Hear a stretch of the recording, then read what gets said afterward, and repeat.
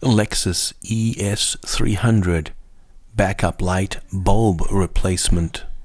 Got a Lexus ES300 here, and how do you replace the reverse light? You literally have to rip these things out. Or if you're less of a Neanderthal, just go on Amazon and do yourself a favor, buy one of these auto trim removal sets for around $10. They're really hard, and what you do is you take this guy out over here, and you take this guy out over here, and you could take this guy, and then you just peel this back, and then you can go in there and replace this light. Now if you look at these guys, you can see they're really quite substantial, and then putting it back is pretty easy.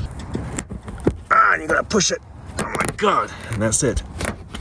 Of course, this one here, the owners of the car took it off, just totally buggered it up, see that?